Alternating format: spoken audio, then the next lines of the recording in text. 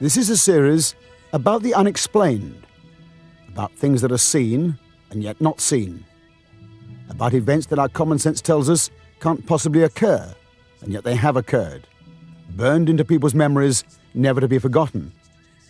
Our stories come from all over the country, and they involve people who didn't have the slightest belief in the paranormal until it forced its way into their lives. In this series, we tell their stories, and we grapple with the uncomfortable questions that arise. What is happening? What do these stories mean for our understanding of the way the world works? And what does science have to say about it all? There are far too many of these happenings for them simply to be brushed aside. They have now to be confronted.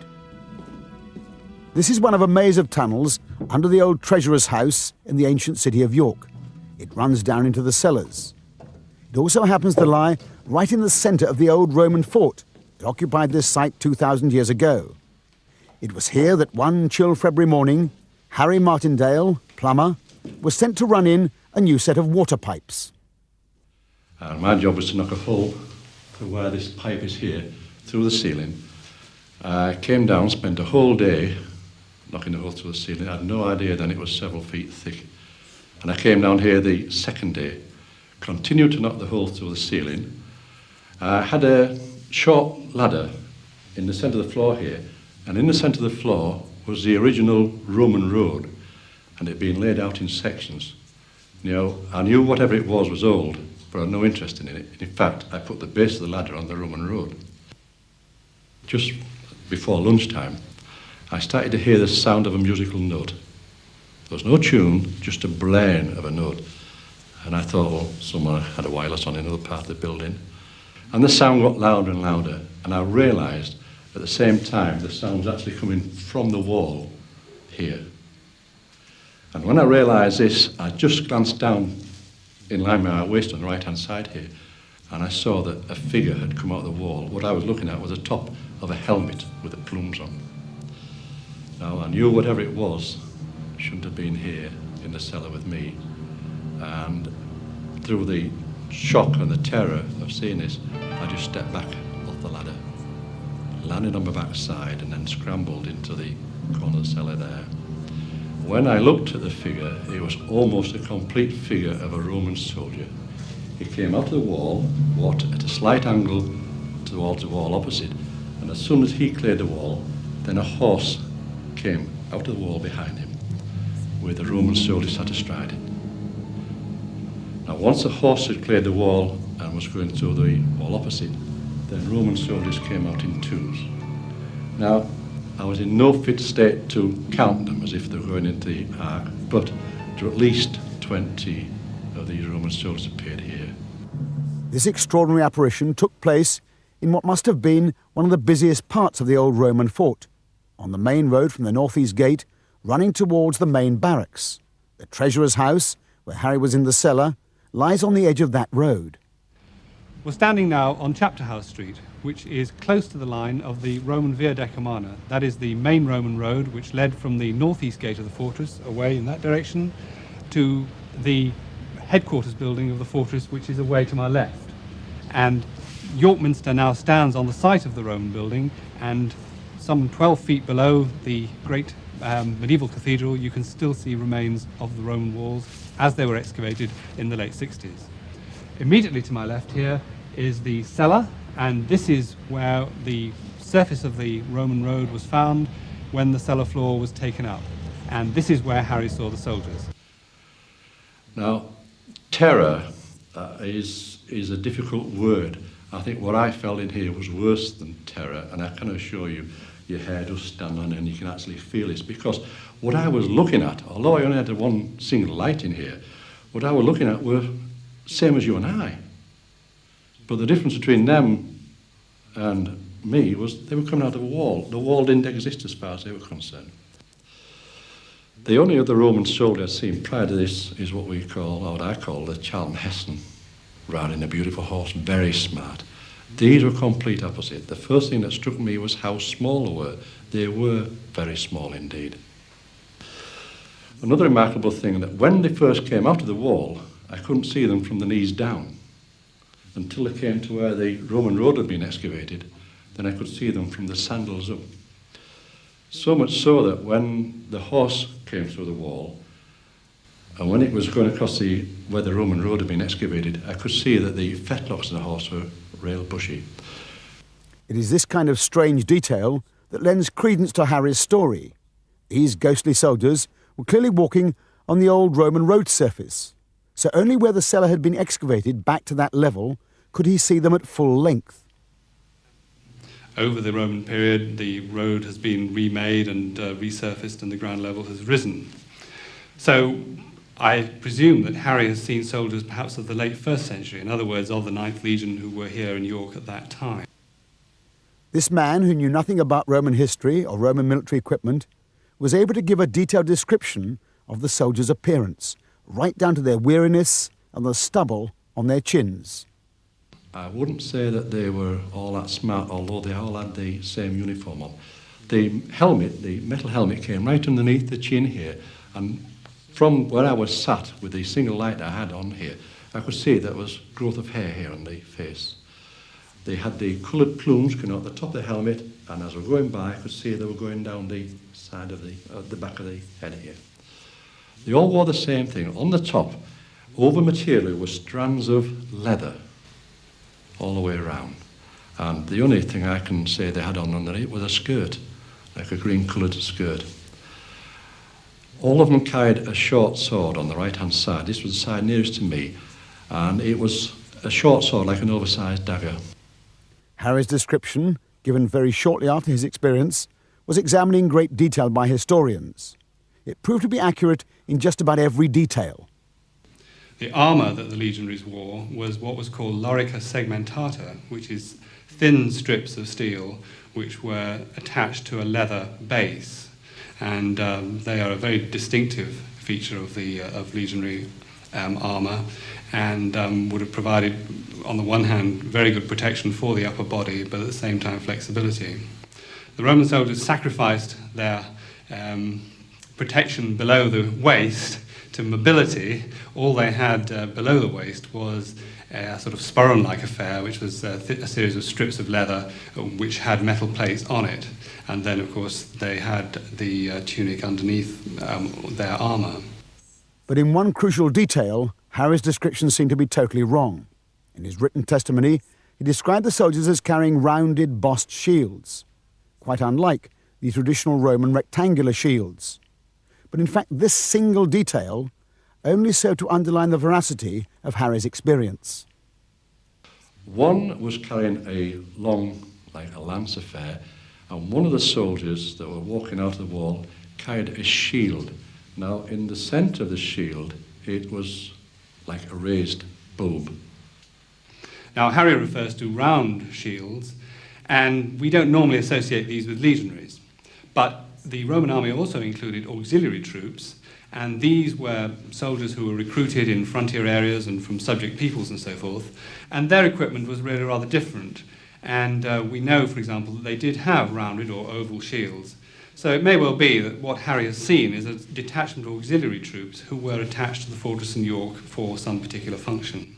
We know, for example, that at Cawthorne, which is to the northeast of York, there are a number of fortifications there which include a couple of what we think are practice camps.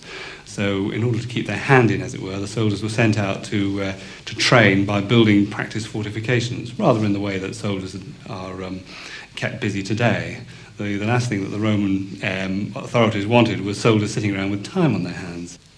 The terror that I felt was because I could see them, exactly as I can see anyone else here now.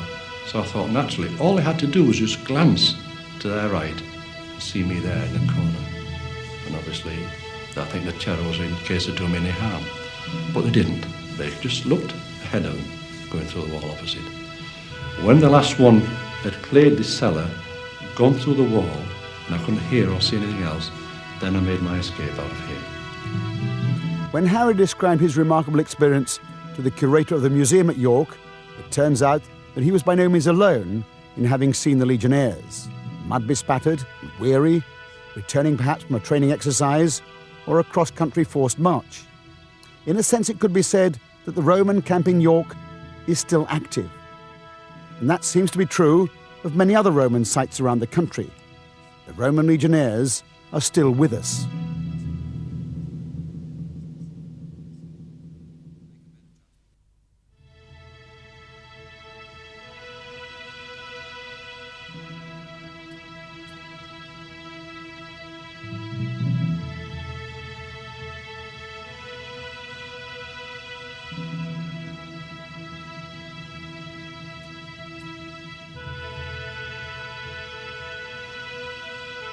The Romans occupied this country for over 400 years. They had over 25,000 men stationed here, and they imprinted themselves very firmly on the British landscape. They brought with them their architecture and their technology. They built cities and forts and farms and villas here, linked by a network of arrow-straight military roads to move their legions quickly to any trouble spot.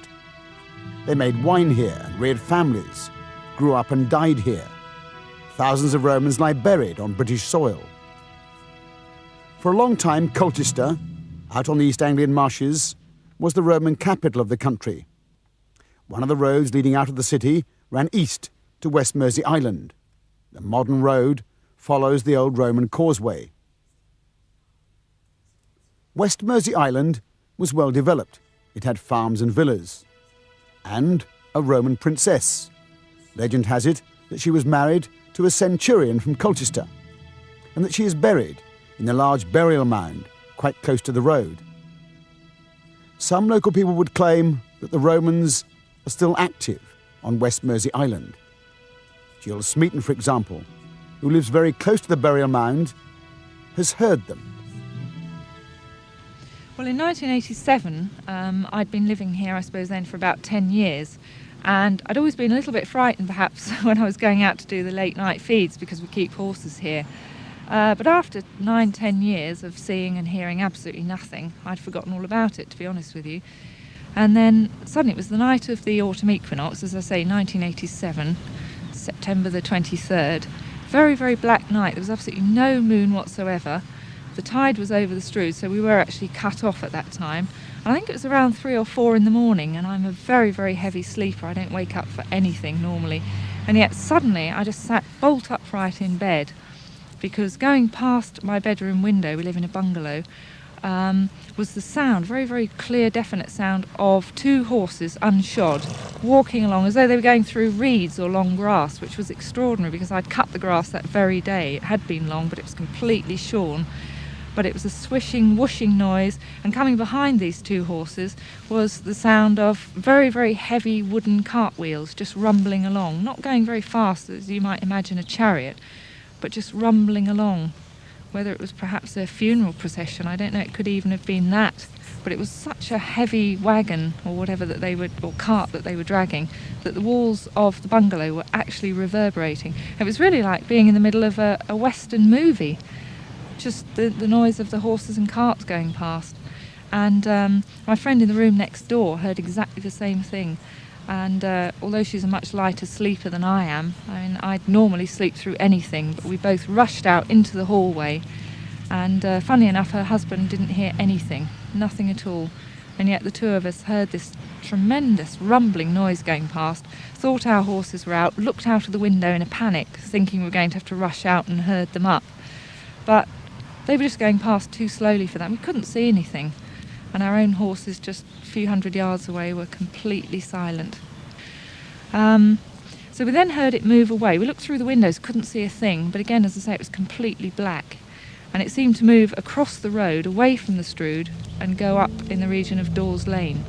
Many other people have heard similar sounds of carts and chariots moving across the island.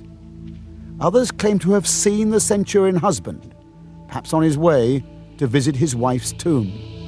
One September night, my friend and I came back from Colchester.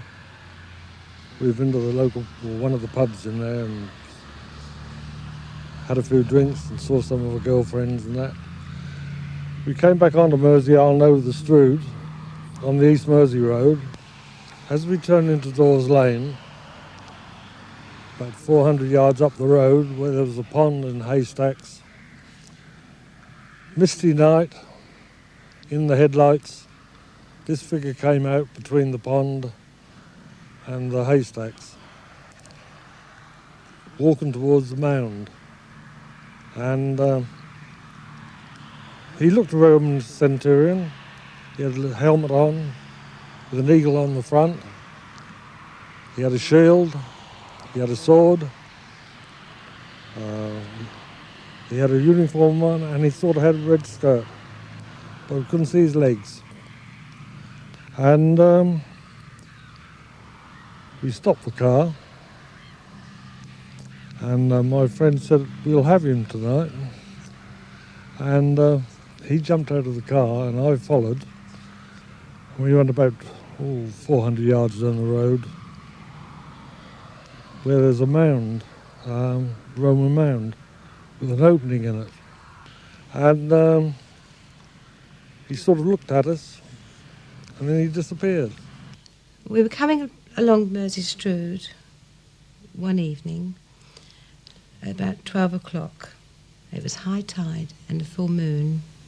And as we were going along the Strood, I happened to look across the opposite side of the road, and there was somebody walking along, and I looked, and it was the Roman ghost. And I said to my husband, "Oh, look, there's the Roman ghost." And my husband said, "Don't be so silly, what on earth are you talking about?" We turned round and came back, and we came along slowly, and I wound my window down on my side, because I was on the near side, and had a look, and there was this Roman, and my husband saw him as well. And he was all dressed up and holding his 2 spears, and he had all the leather sort of skirt on, and he was sort of very upright and straight, and he was quite a large man, and he was just looking straight ahead. He was looking, his face was all rounded face, and his eyes was just looking straight ahead. And we went further up, turned round. Then when we turned round, came back, he just completely disappeared. And the water was at high tide, and it was level with the pavement. And there was no boats, no cars, not a bicycle, nothing. And he just completely gone. It sounds, of course, totally inexplicable. What can possibly be happening in these kinds of experience? How can Roman soldiers still be marching across the countryside nearly 2,000 years after the legions left these shores? What do the scientists have to say about it all? Well, that's the major question. When the Society for Psychical Research was set up over a century ago by a group of very distinguished academics from Cambridge University, the belief was that they would, very quickly, by using scientific methods, they would find out exactly the reality or otherwise of phenomena of this kind. Well, 100 years later, we're still searching, we're still looking. And the Society, over that century, has had many of the most brilliant scientists in the country as members. All that they've been able to do in the end is to be relatively convinced that these phenomena happen, but we're very, very far from an explanation of them. It ends up, in the end, as a matter of belief. One extraordinary theory that has some currency argues that in some way buildings and rocks and the earth itself absorb energy from living beings who inhabit them, and that later on, under certain conditions, that energy, that signal, can be replayed, rather like a CD or a tape. Indeed, it's called the stone tape theory.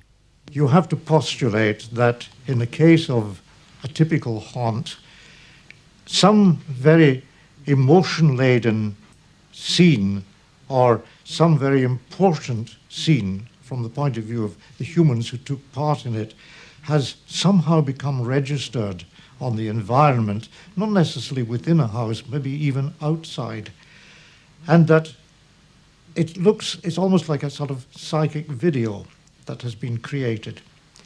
And someone who comes along who is sensitive enough to act as a psychic video player will actually play that tape and see the figures, or perhaps even hear voices, or hear sounds. And it is nothing to do with the people who originally were there. They're no longer there. It's simply a record. If you imagine some sort of environment whereby, say, some individual undergoes some drastic effect, like decapitated or something like that, then the energy liberated at that particular point in time, in fact, is transmitted, expelled into the surrounding material. and stored in that material. These subtle energies, a series of vibrational frequencies, can in fact then be read out at some later time, very much like say, a video recording. So a sequence of rather drastic events can in fact be recorded in living matter. At the Cavendish Laboratory in Cambridge, one eminent physicist, Brian Josephson, expresses an even more outlandish possibility, that inanimate matter could actually have consciousness. In its present state of knowledge, he argues, science couldn't deny such a proposition. Well, the idea that a piece of matter can hold impressions of the past is a very surprising observation. Would be very hard to explain, and the only way I could understand it would be if the stone or whatever it was had some kind of consciousness and could remember on account on that account.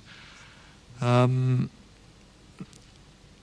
whether it could have consciousness or not, we don't know. Consciousness is assumed to be always connected with brains, but we don't really have any kind of theory of consciousness in science which would tell us that it should be associated entirely with brains. And so if science were ever to have a proper explanation of consciousness or a proper theory of it, it's always possible that it might allow a wider collection of objects than just brains to possess it. My hope is that science will be able to demonstrate these things in a reliable way in the future and be able to provide a scientific explanation for them in the future, which is in no sense, of course, saying that they would not therefore be spiritual or religious also in orientation, because the two things need not be separate in that sense. But clearly science is still struggling for an explanation of things and events that it's not really equipped to explore. Meanwhile, there is no doubting the validity of Harry Martindale's extraordinary experience. It is burned into his memory as vividly now as on the day he experienced it. One of the churches I belonged here in York, they put pressure on me as a Christian. They didn't think it was right that I should mention my ghost story. And I went along with this for a while. But then I think, no, why? Why shouldn't I mention it? I'm not trying to convince you that what I saw in here happened. I know it happened to me. Whether you believe this or not, it just doesn't bother me whatsoever. No one has ever turned around to me and says, you're a liar.